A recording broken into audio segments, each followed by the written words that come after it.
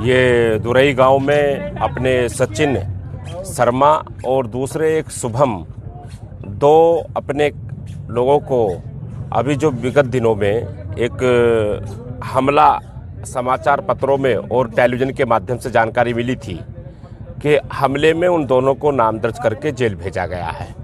उसको लेकर के राष्ट्रीय परशुराम परिषद के हमारे प्रदेश के पदाधिकारी और जिलाध्यक्ष परशुराम स्वाभिमान सेना के सभी संगठनों के उनका एक अनुरोध था कि आप उस परिवार में आकर के उनकी निष्पक्ष जांच होनी चाहिए और निर्दोषों को इनको जांच करा करके उस पर कार्रवाई होनी चाहिए। उसको लेकर के हम यहाँ आज उस परिवार में उनके माता पिता और उनके भाई से मिले थे आकर के, और उन्होंने स्पष्ट रूप से कहा है कि ये अभी संदिग्ध है कि वो घटना में थे नहीं थे।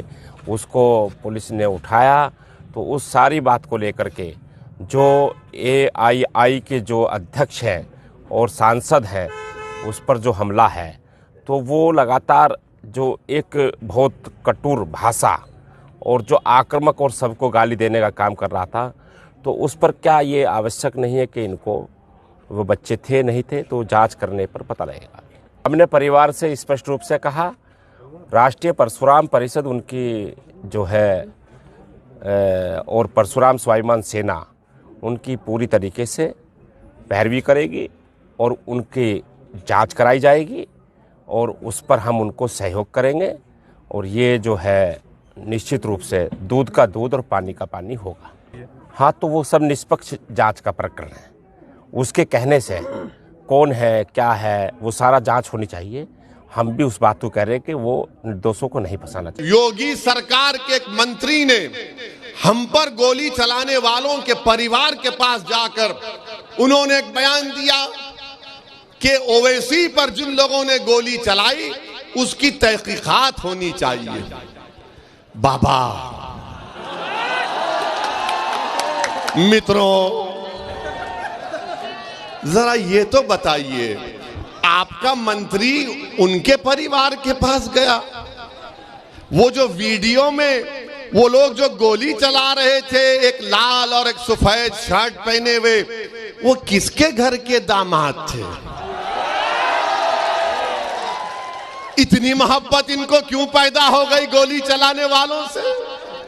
ये तो हमने कहा ये तो गोडसे की नाजायज औलाद है। ये संविधान पर भरोसा नहीं करते, बैलेट पर नहीं करते, गोली पर करते।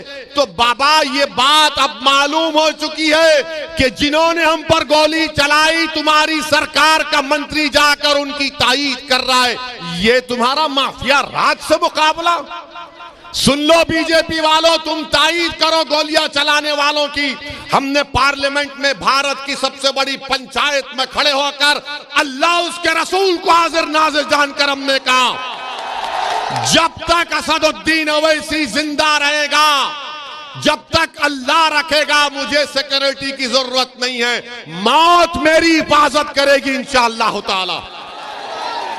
ये सरकार का मंत्री जाकर जो हम पर गोलियां चलाते हैं उनकी तायीद करता है, तो बाबा ये तो तुमको झूठा बोल रहा है, बीजेपी की सरकार को झूठा बोल रहा है। मेरे अजीज दोस्तों और बुजुर्गों, बीजेपी सिर्फ झूठ बोल सकती है।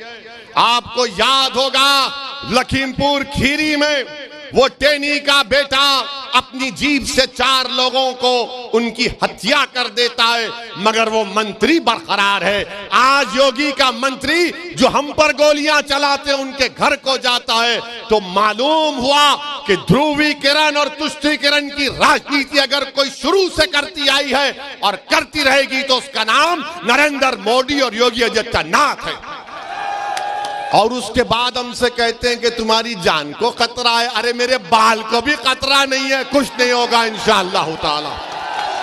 अल्लाह अपने नबी मोहम्मद मुस्तफा सल्लल्लाहु अलैहि वसल्लम के सदक़े में अल्लाह ने हमेशा हमको कामयाब किया, आज भी कामयाब करेगा।